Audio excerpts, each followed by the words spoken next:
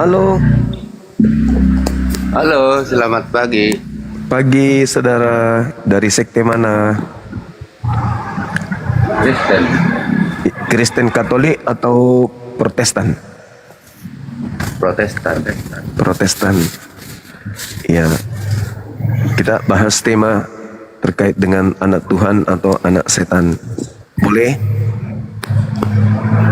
Boleh, tapi nggak banyak waktunya. Kalau ngomong ngobrol ringan aja. Oh iya, nggak apa-apa bang, nggak apa-apa, nggak masalah. Kenapa Anda merasa sebagai anak Tuhan? Apakah Anda Tuhan? Itu hanya model perumpamaan aja. Nyanyinya juga kan kami anak-anak Tuhan. Kalau di Kristen itu udah hal biasa mulai dari kecil sekolah minggu. Ya maksudnya Sup- kita harus dekat kepada Tuhan gitu. Jadi anak Tuhan itu maksudnya sudah merdeka dari menyembah Tuhan, karena bukan lagi hamba. Bukan, kita semakin biar dekat kepada Tuhan aja. Kalau kita sebagai anak kan sama bapak misalkan gitu kan mungkin ya boleh dibilang lebih dekat. Malah banyak lagi eh, istilah-istilah kata Yesus itu adalah gembala, kita dombanya kan gitu. Jadi ya maksudnya kalau Yesus itu jadi gembala kita pasti kita diberi ke yang baik gitu loh, ibarat kalau binatang lah contoh ini, misalkan gembala yang sama yang digembalakan pasti dikasih ke rumput yang paling bagus kalau ada rumput di sekitarnya yang paling bagus dari yang bagus, kira-kira kayak gitu, kira kayak gitulah pemahamannya di Kristen. Tapi faktanya di Kristen di dalam Bibelnya itu bukan lagi hamba Tuhan. Jangan lagi kamu mau diperhamba. Sebab kamu ini bukan lagi hamba, kamu ini adalah anak. Maksudnya apa itu bang? Kalau bukan hamba Tuhan berarti apa kalau bukan hamba Tuhan bang? Kalau berbicara hamba Tuhan kan ya boleh dibilang kan pengabaran firman Tuhan namanya hamba. Jadi hamba Tuhan misalkan kayak aktiflah di gereja-gereja itu udah disebut hamba Tuhan, melayani gitu loh. Intinya Tapi Kristen melayani. di dalam Galatia 4 nomor 7, kalian bukan lagi hamba, kalian adalah anak. Malah dikatakan dalam Galatia 5 nomor 1 bahwasanya Kristus telah memerdekakan Kristen dari kuk penghambaan. Sehingga Kristen bukan lagi hamba Tuhan. Nah, kalau Kristen bukan hamba Tuhan, lalu hamba siapa? Karena manusia itu tetaplah posisinya sebagai hamba Tuhan. Tapi Kristen bukan lagi hamba Tuhan. Kalau bukan hamba Tuhan, lalu Kristen ini hamba siapa? Iya, kalau kita kan lihat dari itunya kan tergantung situasi dan kondisinya. Kalau di dalam pelayanan kita sekarang berbicara di dalam gereja lah. Berbicara dalam gereja ya hamba Tuhan ya tentu yang melayani kan gitu, nggak semua jadi hamba. Ya anak-anak Tuhan ya pengikut Yesus kan gitu, kira-kira begitu. Kalau anak Tuhan berarti kan bukan hamba Tuhan, Bang. Kan dan Tadi itu kan ditopang oleh dalil Galatia 4 nomor 7, Kristen bukan lagi hamba Tuhan, tapi anak Tuhan. Kristen bukan hamba, jadi Kristen itu tidak menghambakan diri lagi kepada Tuhan. Jadi Kristen menghambakan diri kepada siapa? Kepada Kristus. Betul? tadi kan udah saya jawab, tergantung konteksnya. Kalau kita misalkan dalam pelayanan nih, dalam satu gereja nggak semua disebut hamba Tuhan. Ya boleh dibilang hamba Tuhan mulai dari pendetanya, pinatuanya, dan kira-kira Tidak. gitu. Itu bukan hamba Tuhan, Bang. Kan Kristen Galatia 4 nomor 7. Kristen bukan lagi hamba Tuhan. Jadi kalau saudara mengatakan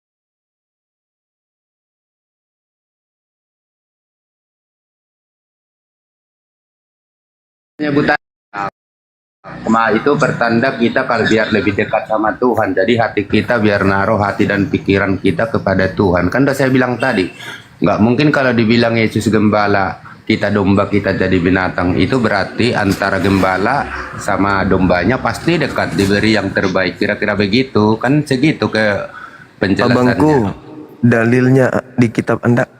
Kalian bukan lagi hamba Tuhan. Kalian adalah anak-anak Tuhan.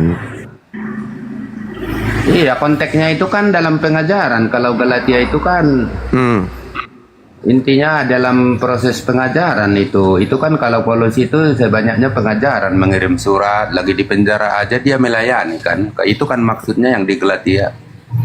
Iya, maksud saya bukan itu, Bang. Maksud saya ketika kita berbicara mengenai hamba atau bukan hamba, Kristen ini bukan hamba Tuhan, tapi anak Tuhan.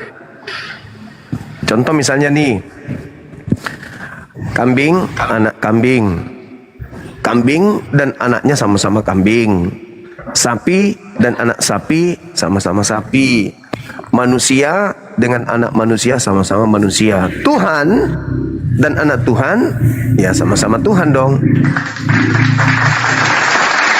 Kenapa? Karena Ya, Kristen. ya jawabannya tadi. Makanya saya bilang, saya jujur kalau misalkan lah kayak nyanyian di Kristen mulai dari anak kecil, anak-anak Tuhan, kami anak-anak Tuhan, terus Yesus adalah gembala yang baik, misalkan kita disebut domba. Ya, itu kan hanya boleh dibilang apa ya tepatnya? Mungkin Bang Joma lebih bisa tepatnya itu apa, bukan perumpamaan. Jadi kata kasarnya ya lebih dekat lah. Kan saya udah contohin tadi, gembala sama yang digembalakan itu ibaratnya kita ngangon domba banyak atau kambing. Jadi si penggembala ya pasti memberi yang terbaik, kira-kira begitu pengertian kita, bukan langsung kita menjustis.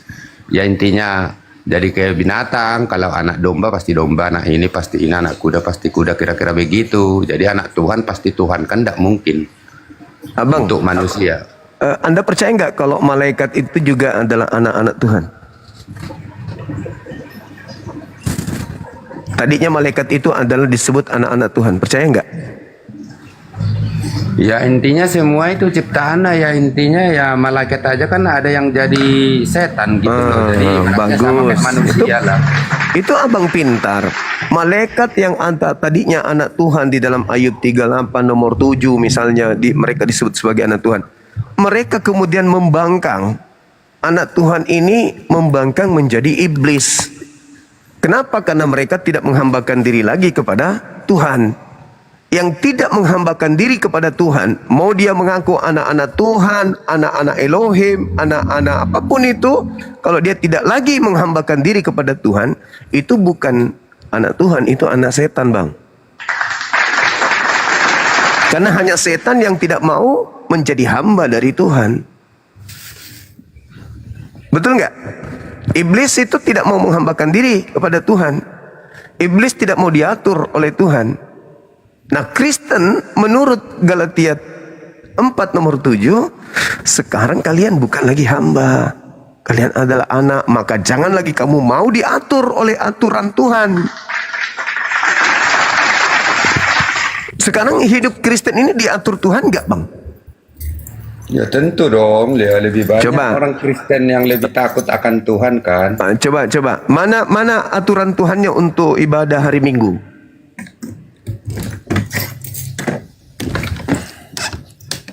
Kalau masalah ibadah itu kan bapak-bapak gereja, hari apa aja ibadah. Berarti itu. yang atur kalian bukan Tuhan, yang atur kalian bapak-bapak gereja. Tadi katanya diatur Tuhan.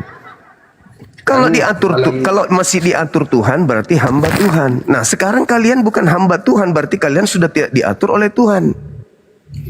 Kan di dalam Alkitab juga ada tertulis ikut gereja oleh sama Petrus dibangun gitu loh, disuruh sama Yesus. Oh, kalau itu Bang, kalau itu Petrus ya yang melanjutkan tongkat estafet jemaat Yesus itu adalah orang Yahudi, bukan Kristen, beda.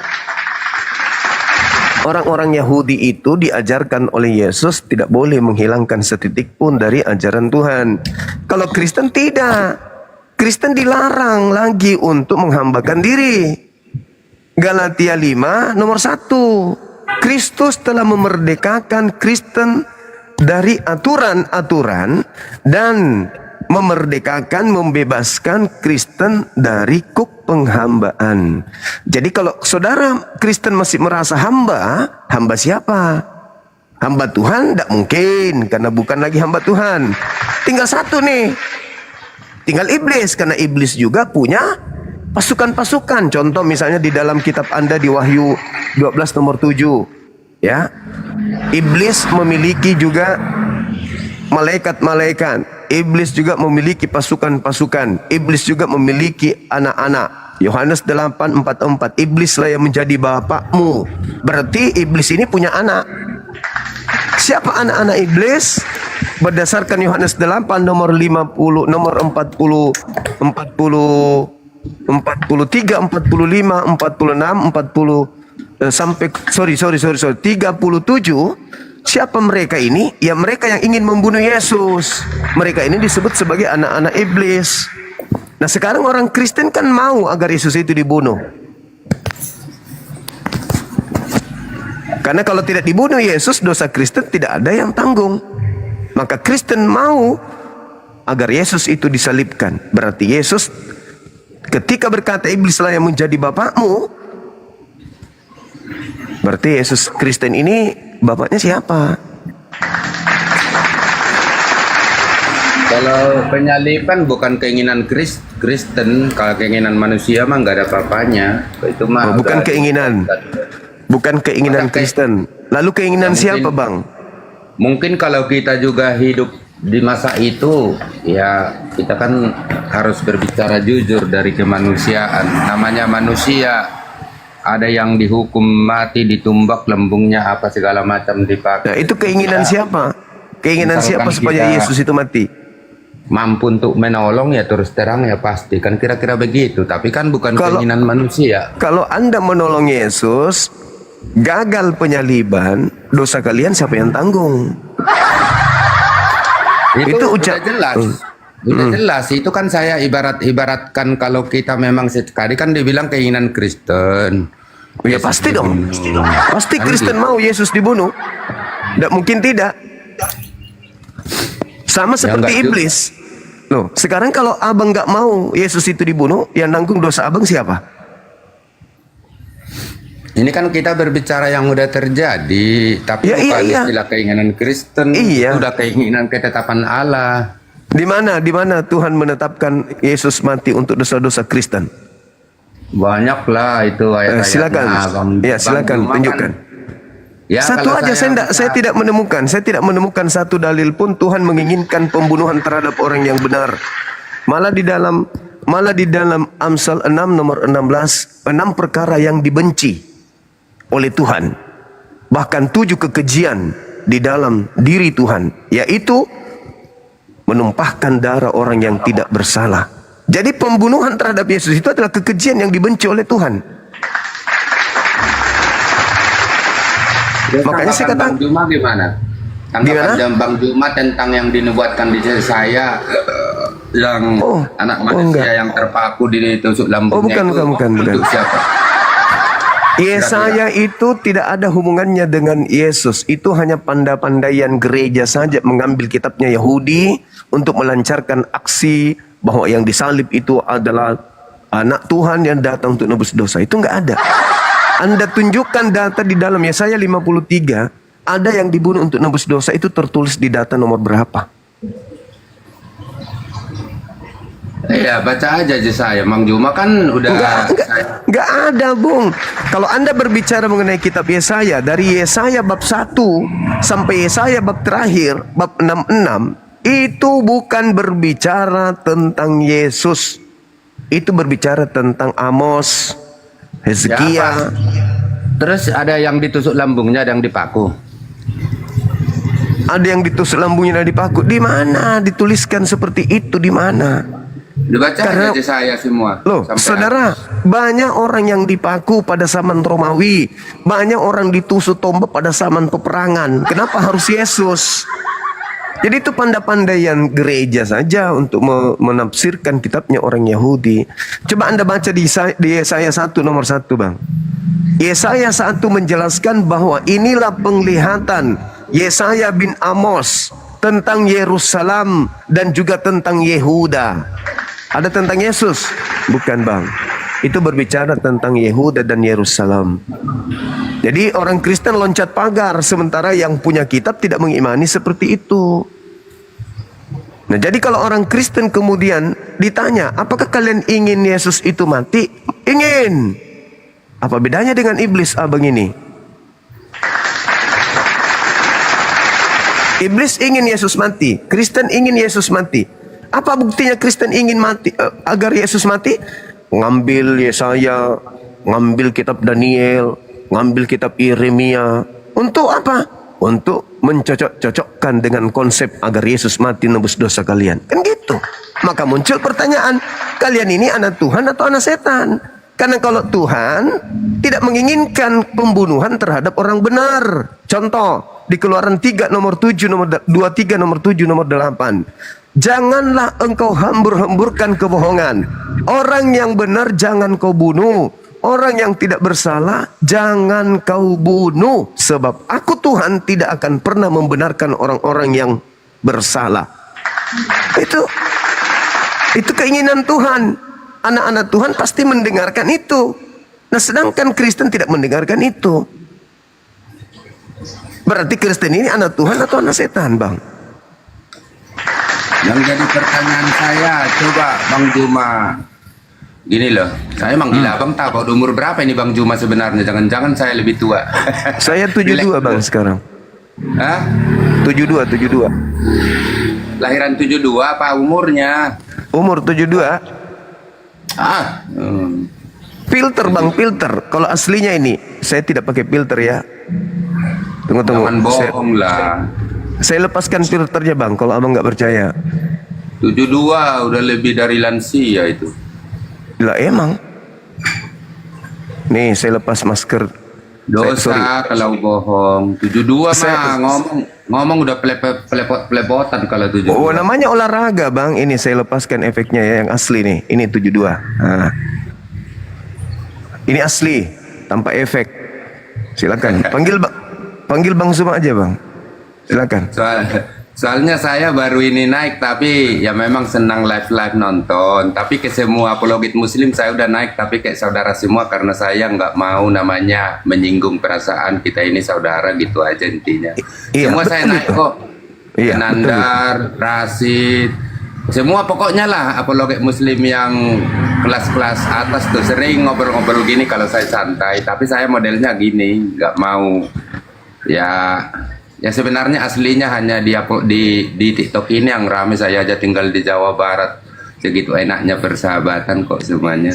Iya emang Bang, emang betul. Tapi kalau diskusi agama kan harus kita sajikan yang hak itu adalah hak, batil kan gitu. Ya sebelum masuk ngobrol ringan dulu. Jadi saya ada yang mau saya tanya gitu loh. Iya.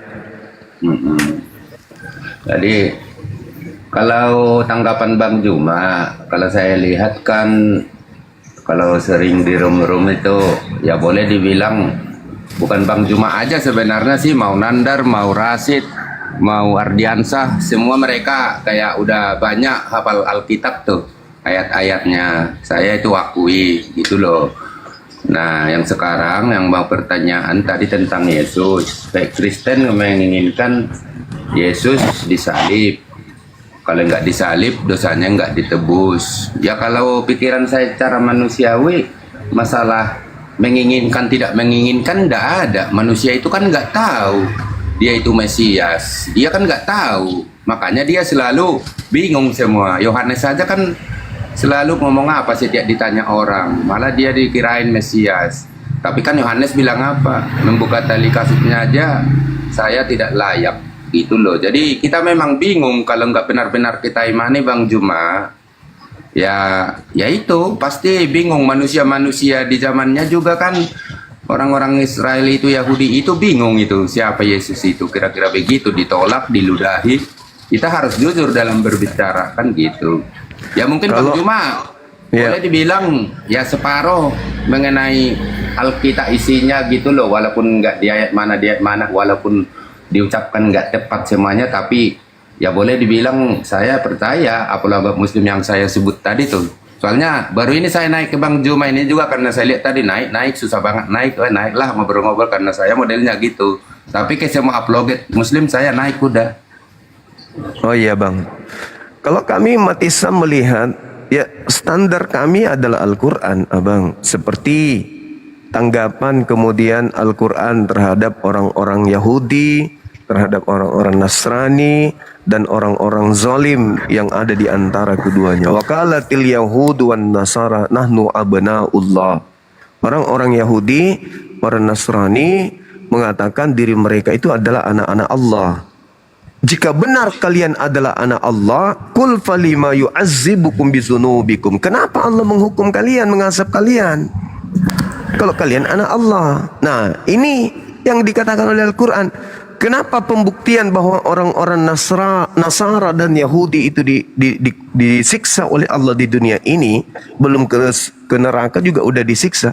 Karena mereka kemudian mengucapkan sesuatu yang tidak sesuai dengan fakta yang seharusnya sebagai manusia. Contoh, ketika berbicara mengenai penyaliban, salib itu adalah hukuman bagi orang yang melakukan kejahatan yang sepadan dengan hukuman mati. Dan salib itu adalah hukuman bagi orang yang dikutuk oleh Tuhan berdasarkan Ulangan 21. Nah, berarti yang kalian sembah yang bernama Kristus itu adalah orang yang dikutuk oleh Tuhan. Nah, sekarang saya bertanya ke Bang Juma. Nah, yang dikutuk itu adalah orang yang bersalah. Nah, banyaklah itu ayat-ayatnya. Namanya dikutuk, disalib, disalibkan gitu orang terkutuk. Terus, kalau Bang Juma mengartikan waktu dia di penghukuman itu sama Pilatus itu hakimnya itu bilang tidak ada salahnya sedikit pun saya dapati, gimana tanggapan Bang Juma tentang Yesus? Nah, justru karena itu ketika di sidang, Bang, ketika di sidang terjadi, persidangan terjadi, keputusan Pilatus di dalam Matius 27 nomor 18, Yesus itu tidak punya kesalahan. Yesus tidak punya kesalahan dan Yesus itu diserahkan untuk disalibkan hanya karena dengki doang. Dengki, iri, cemburu. Makanya mereka menyerahkan Yesus. Pertanyaannya sekarang, ketika mereka menggiring Yesus untuk disalibkan, Pencipta langit dan bumi yang mengasihi dia mengizinkan? Tidak. Kekuatan ada. Orang Roma, Yahudi, ahli kitab, mahkamah agama, imam kepala berkumpul untuk menzalimi kemudian hamba Tuhan. Kira-kira Tuhan yang mengutusnya membiarkan kagak hambanya yang suci ini tersalimi? Itu tepatnya dia disalib bukan karena iri dengki, karena dia udah sering mengucapkan bahwa dia itu adalah anak Allah, Allah itu sendiri. Kan banyak dia menyamakan dirinya sama Allah. Itu kesaksian-kesaksian. Itu kesaksian palsu. Itu kesaksian palsu, Bang. Karena istilah anak Elohim itu adalah sesuatu yang lumrah bagi Bani Israel. Israel disebut anak sulung. Anak sulungnya Elohim. Amsal 3:11 nomor 12. Orang-orang yang dikasihi Tuhan bisa disebut sebagai anak Tuhan. Orang-orang yang taat mendengarkan kitab Tanakh, menjalankan perintah Musa, itu disebut sebagai anak-anak Tuhan. Biasanya itu. Makanya di dalam Yohanes 10, Abang, ketika Yesus ingin dilempari batu karena dituduh kemudian melakukan penistaan terhadap Tuhan karena dia mengaku sebagai anak Tuhan, apa kata Yesus di data nomor 34 dengan 35, 36? Kenapa kamu ingin melempari aku batu, kata Yesus? Bukankah di dalam kitab Tauratmu dikatakan, siapapun yang diserahi tugas untuk menyampaikan firman, maka dia adalah Allah. Kenapa kau ingin melempari aku batu? Ada-ada saja alasan-alasan kalian ini. Bukankah kalian juga disebut sebagai anak Allah? Karena kalian itu taat, karena kalian itu mengasihi Tuhan, kalian disebut anak Allah. Kenapa kau ingin melempari aku batu? Bukan karena faktor itu, Abang. tapi faktor politik dan ekonomi. Kenapa Yesus ingin dibunuh oleh orang Yahudi? Bukan karena dia itu mengatasnamakan dirinya sama dengan Tuhan, bukan. Bukan juga karena dia mengaku Mesias, bukan. Tetapi karena kecemburuan orang-orang Yahudi kepada Yesus, karena Yesus mampu kemudian bermukjizat di tengah-tengah Bani Israel, dan semakin banyak Bani Israel yang percaya kepada dia. Dan kalau semua Bani Israel percaya pada zaman itu kepada Yesus, bahwa dia adalah Mesias, dia adalah junjungan, dia adalah Tuhan, dia adalah guru, dia adalah rabi, maka tidak ada lagi yang akan membayar upeti. Kalau tidak ada yang membayar upeti, maka bangsa mereka akan diambil alih oleh penjajah Romawi. Itu tertulis di mana, Bang? Yohanes 11 nomor 45 sampai nomor 57. Mereka sepakat membunuh Yesus karena mereka tidak ingin bangsanya dirampas oleh Romawi. Maka mereka sepakat membunuh. Bagaimana caranya mencelakakan orang ini? Maka dalam Matius 50:39 jelas dikatakan dalam Matius 26:59, mereka melakukan kesaksian-kesaksian, mereka melakukan tipu muslihat.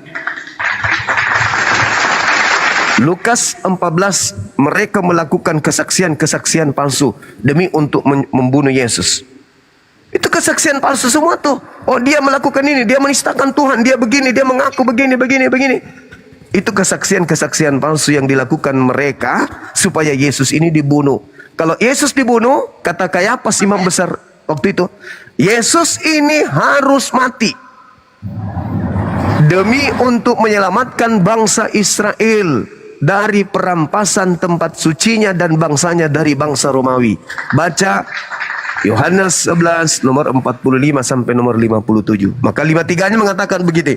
Ketika mereka sepakat membunuh Yesus, ketika sepakat kemudian mereka bernubuat untuk membunuh Yesus, di data nomor 57-nya, 54-nya, Yesus kemudian menyingkir ke sebuah padang gurun bernama Efraim. Di sana Yesus kemudian bersembunyi bersama dengan pengikutnya. Karena Yesus ingin dibunuh. Kenapa ingin dibunuh? Supaya tidak mempengaruhi orang-orang untuk tidak membayar pajak. Itu, Bang. Jadi bukan karena dosa, bukan karena Yesaya 53, bukan karena dosa waris, itu hanya bullshit buatan gereja belakangan. Jadi Anda boleh mendalami materi ini, silakan Anda baca di dalam Yohanes 11 nomor 45 sampai nomor 57. Ternyata orang Yahudi ingin membunuh Yesus karena faktor ekonomi politik, bukan karena dosa waris. Kalau orang Yahudi ingin menebus dosa waris, Bang, sudah diajarkan mereka dari sejak nenek moyang mereka. Ada di Imamat 1 nomor 2. Katakanlah kepada orang Israel, apabila mereka hendak mempersembahkan kurban sebagai penebus dosa kepada Elohim, maka hendaklah mereka mempersembahkan hewan ternak, domba, kambing, sapi, lembu. Itu sudah masuk ke dalam paket mereka. Jadi orang Yahudi tidak bisa diajari mereka membunuh Yesus karena dosa waris. Gak ada itu. Itu karangan gereja demi untuk melancarkan ajaran Kristus palsu yang datang kepada Paulus. Makanya kalian mengaku sebagai anak-anak Tuhan. Yang disebut anak Tuhan adalah mereka yang mentaati Taurat, mereka yang menjalankan instruksi Taurat, mereka yang menghidupkan diri mereka dengan tuntunan Taurat. Itu anak Tuhan. Kalian justru menganggap Taurat itu kutub, menganggap Taurat itu sampah, menganggap Taurat itu tidak ada kebenaran di dalamnya. Maka pertanyaannya, kalian ini anak Tuhan atau anak setan? Kalau berbicara hukum Taurat, emang nggak ada manusia yang mampu. Siapa bilang, Bang? Apa yang sulit di Taurat? Apa yang sulit? Apa? Ya satunya aja contoh, nggak tahu ada di Muslim enggak. Gigi Apa itu? Gigi, kaki, Loh iya memang, saudara, hukum itu sudah diberlakukan di Indonesia. Sudah diberlakukan. Pencuri penjara, yang ini di penjara, yang ini di penjara. Itu sudah diberlakukan. Memang kayak begitu. Makanya Yesus mengatakan apa di dalam kitab Matius? Lebih baik engkau masuk ke dalam kerajaan surga dengan satu matamu daripada dengan dua matamu tapi kamu dilemparkan ke dalam neraka. Lebih baik, kata Yesus, lebih baik kamu mati Lebih baik kamu bangkit di kerajaan Tuhan dengan satu tanganmu daripada dua tanganmu tetapi dilemparkan ke dalam api neraka. Memang kayak begitu. Maka ketika ada perintah bang, ada aturan, barang siapa yang mengintip bom-bom lagi maka matanya akan dicungkil. Kira-kira masih ada nggak orang yang mau mengintip bom-bom Gak mau. Barang siapa yang berzina, nonotnya akan dipotong. Kira-kira masih ada nggak orang yang mau berzina? Nggak mau. Barang siapa yang menendang orang, saudaranya sendiri, maka kakinya akan dipotong. Masih ada nggak orang yang menendang orang? Nggak mau, nggak ada lagi. Siapa yang mau puntung tangannya, kakinya? Siapa yang mau buta matanya? Nggak ada yang mau. Itu aturan Tuhan, bang. Tapi muncul kemudian Paulus, itu batal.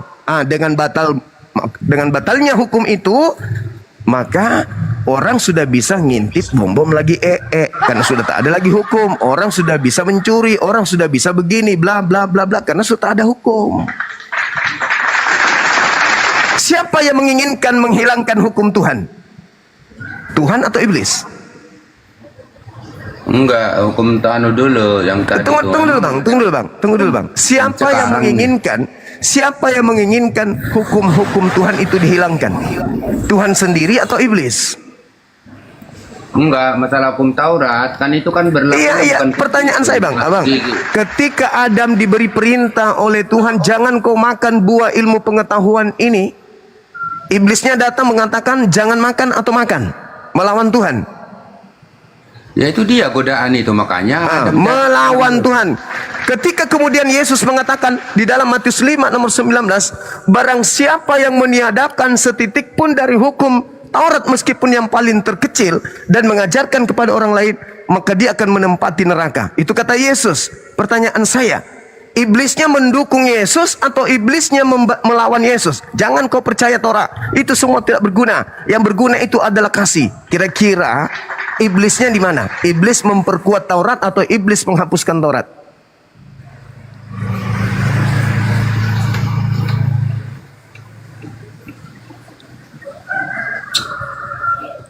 Gimana? Ya itu Yesus kan yang menggenapi itu. Nah, itu maksud saya, siapa yang mengambil kitabnya Yesaya untuk melegalkan menghapus perintah Tuhan? Iblis atau Tuhan sendiri?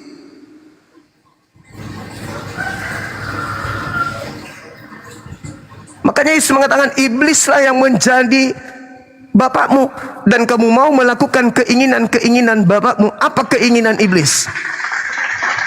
Menghapuskan perintah-perintah Tuhan.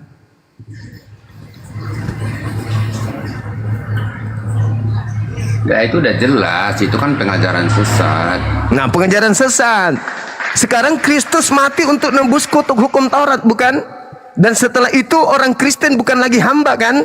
Gak boleh lagi di Kristen itu menghambakan diri, kan?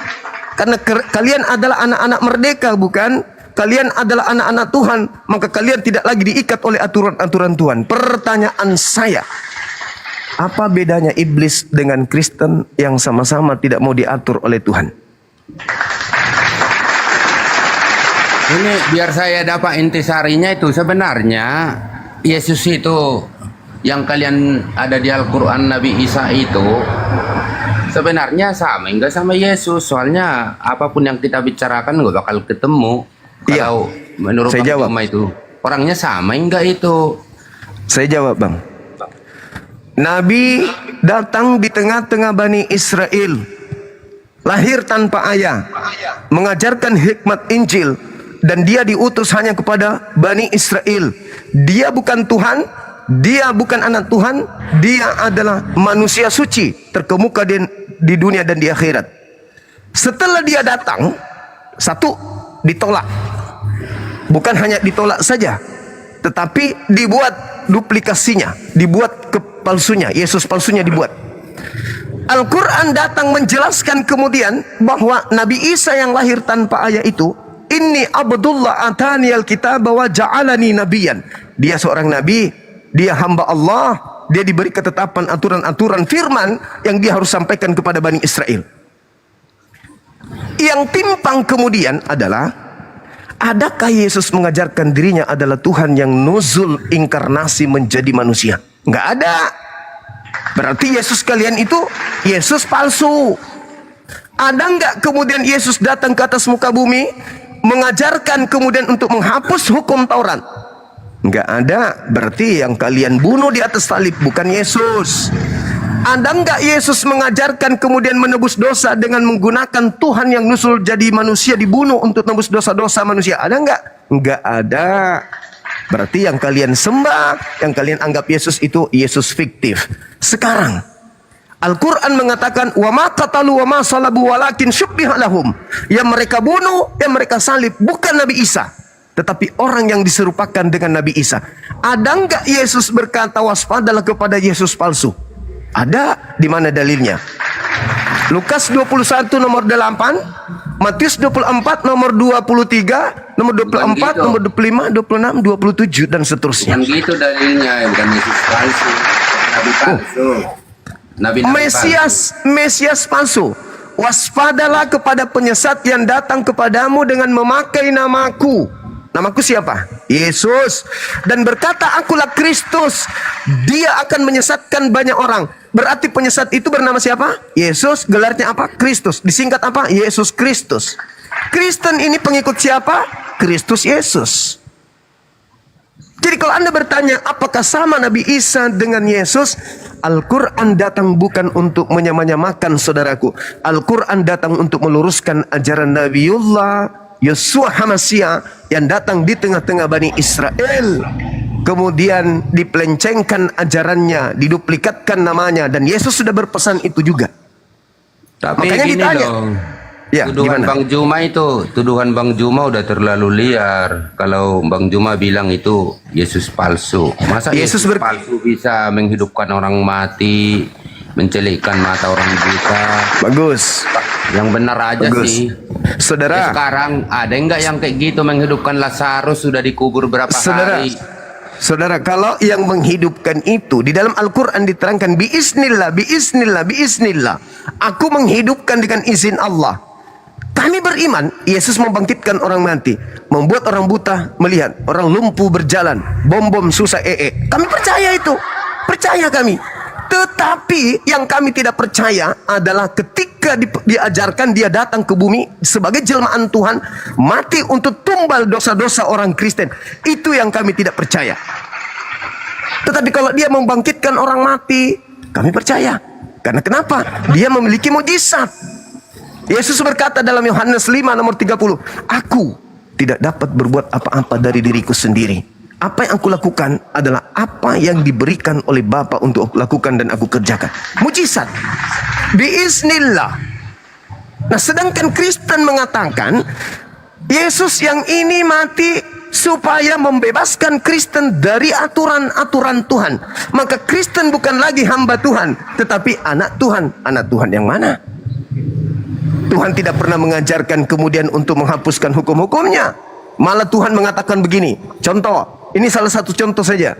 Di dalam Kejadian 17 nomor 14. Barang siapa yang tidak bersunat nonotnya, maka bunuhlah. Karena dia membatalkan perjanjian kekalku. Nah, sekarang orang Kristen ini tidak bersunat, mau disebut sebagai anak-anak Tuhan.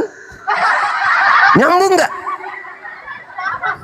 Ya tidak mungkin nyambung lah. Maka satu-satunya Bapak yang kalian jadikan Bapak itu hanya Sibilisisis. Karena hanya iblis yang selalu saja merecoki firman Tuhan.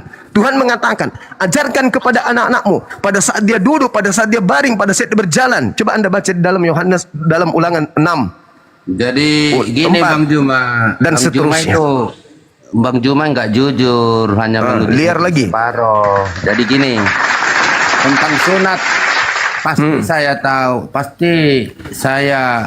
pasti Juma tahu itu hanya tradisi di Yahudi.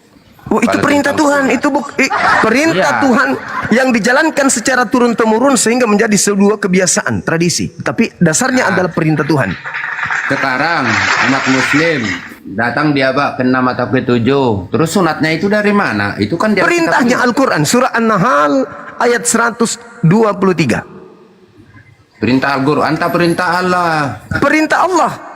Ikutilah ajaran Brit Millah Abraham. Ikutilah ajaran perjanjian sunnat Abraham. Coba Anda baca.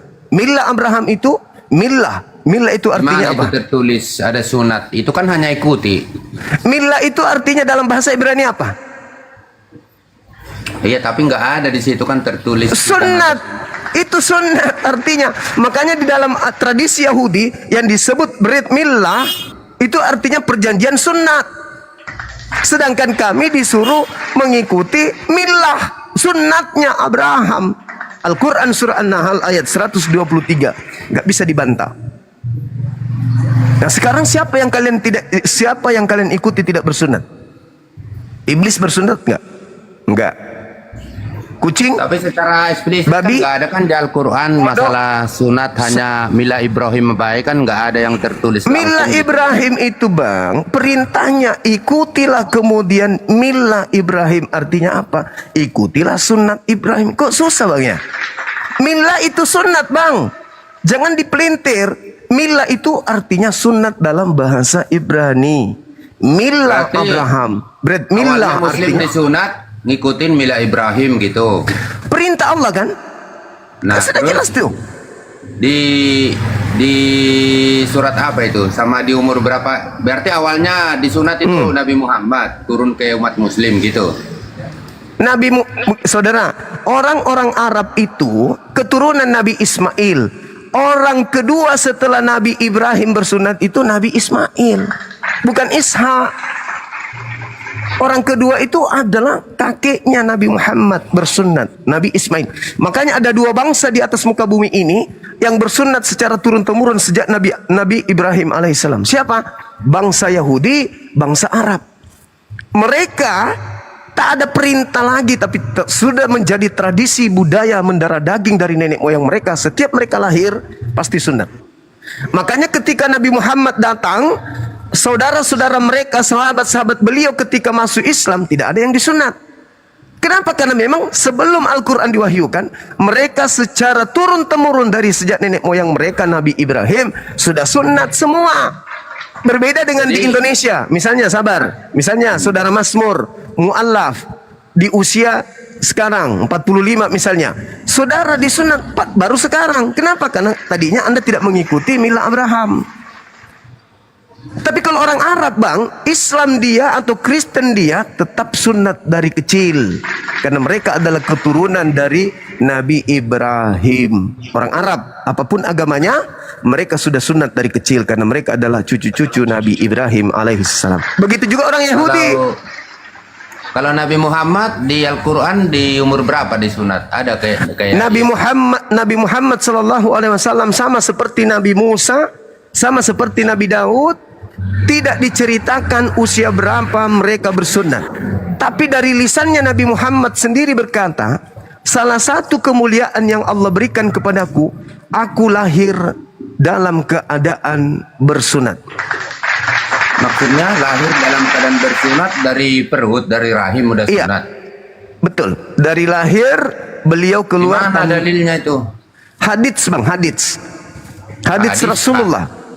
Hadis kan bukan dari Allah kalau menurut Muslim, Al-Quran. Tapi dari mulut Rasulullah.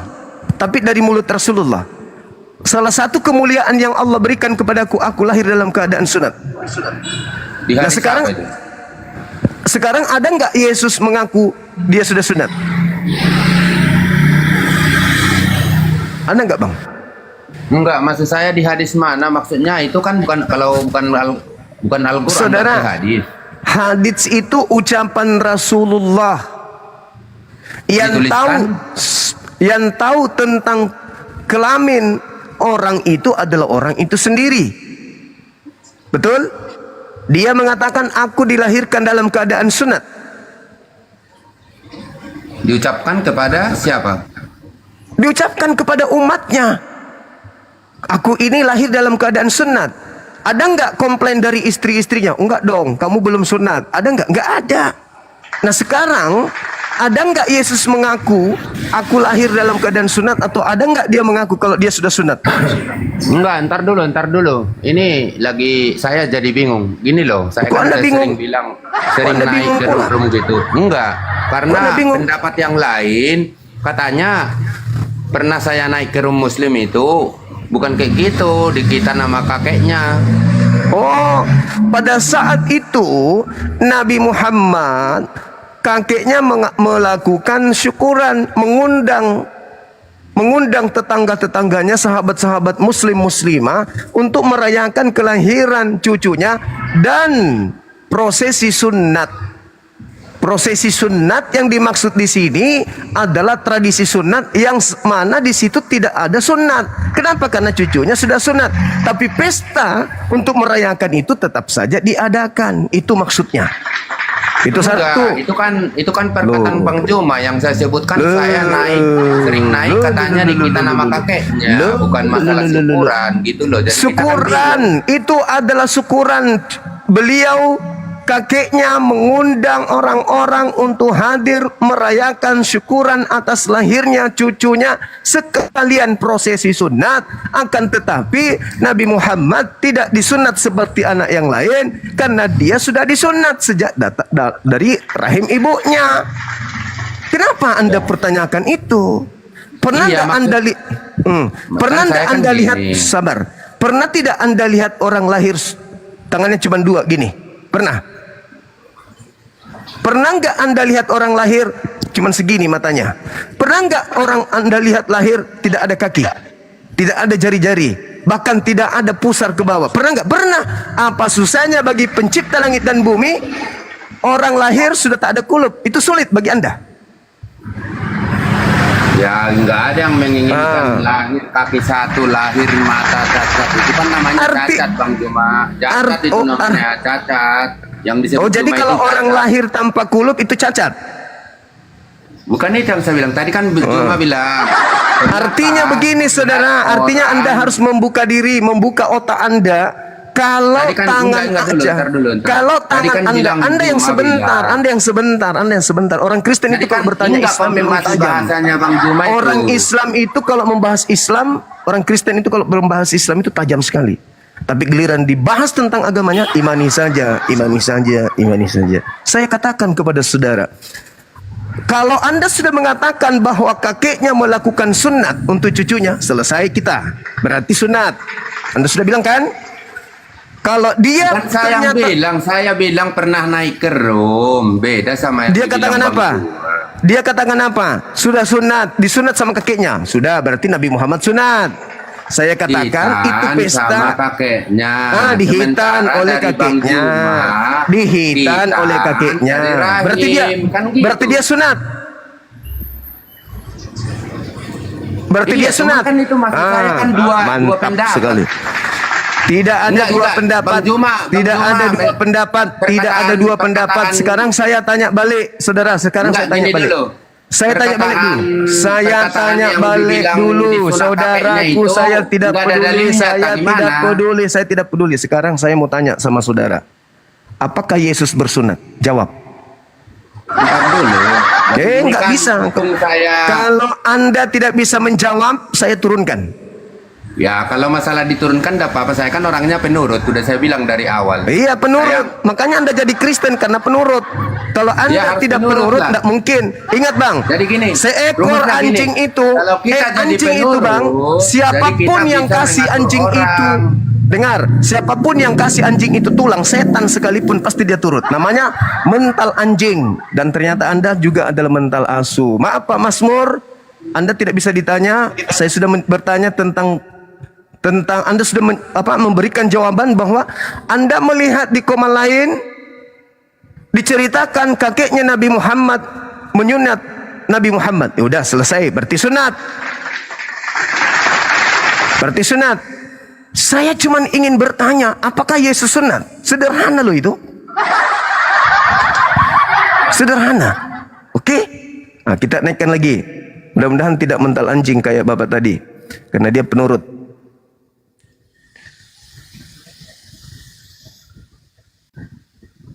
Udah dijelaskan bukan? Bukan salah saya sudah jelaskan.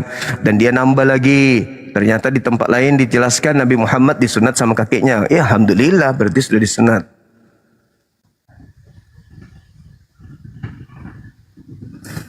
Kita mau tanya, adakah Yesus mengaku sudah disunat? Mana pengakuannya? Ternyata tidak ada. Yang memberitakan kalau dia sudah sunat Lukas. Bagaimana cara Lukas mengetahui kalau Yesus sudah sunat? Nah, itu yang mau saya pertanyakan. Kristen memang begitu teman-teman. Kalau dia bertanya tentang Islam itu, wah kencang kali sampai ke akar-akar yang paling dalam. Tapi kalau giliran dia, di dalam kitab saudara tertulis Kristen itu bukan lagi hamba. Dipleset nanti tuh, loncat kemana-mana. Bantah dalil sendiri. Nah itulah Kristen. Kita cari yang non-muslim lagi. Tapi yang sedikit agak berakal, jangan kayak tadi ya. Ini Islam semua. Ini Islam semua yang mau naik.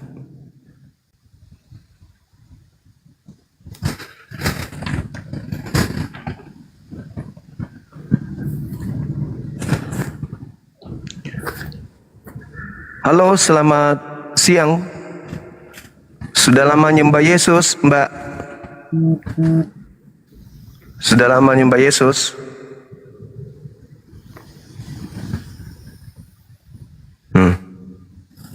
Malu. Saya minta moderator dong, saya mau ibadah. Ada nggak anak-anak apologet? Satu orang naik dong, saya mau ibadah dulu.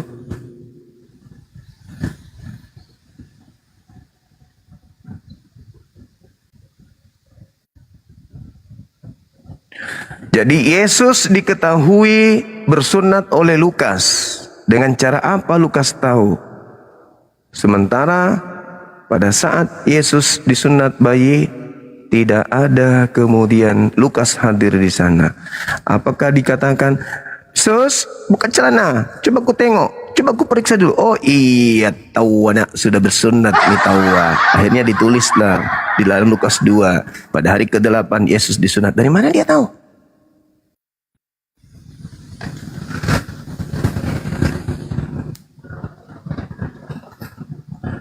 Dari mana Lukas tahu Yesus sunat pada hari ke-8?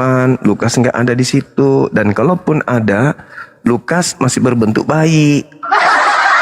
Tua mana Lukas dengan Yesus? Kenapa dia bisa tahu kalau senjatanya Yesus sudah dipotong? Apakah ketemu pada saat dewasa? Lalu Yesus perlihatkan, ini lihat nih, lihat. Oh iya tahu anak sudah tidak pakai helm. Itu yang pingin kita tanya. Ataukah Lukas cuma ngarang bebas gitu. Assalamualaikum warahmatullahi wabarakatuh, Dinda Fandi.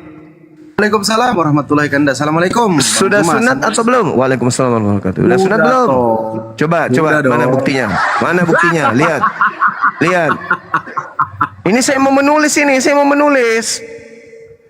Saya mau menulis. Mana coba lihat. Lihat dulu. Oh, Pandi sudah sunat pada tanggal 28 bulan Mei 2025. Anakku yang adalah Tuhanku sendiri. Alamak. Nanti kau kirim fotonya kirim ke Bom. Sudah sunat. Dinda, saya ibadah dulu. Silakan dinaikkan teman-teman kita. Ya, saya izin naikkan satu narasumber muslim kan Dana yang bisa mungkin membantu Kang Dito kali atau Bang Ardi atau siapa. Izin moderatornya. Tadi saya minta moderator kan saya sudah chat karena ada typingan Bani Asu di bawah. Ngeri kali typingannya, Bang.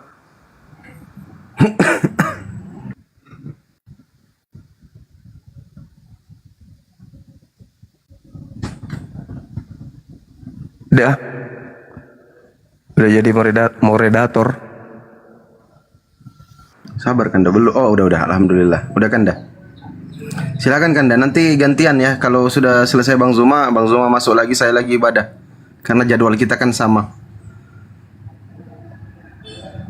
Ayo teman-teman di tap-tap layar. Mungkin ada kawan-kawan muslim juga yang bisa membantu untuk jadi narasumber di atas Komal. Nanti kita coba naikkan Bang Ardi, Kang Dito, Ustadz Alif atau siapa.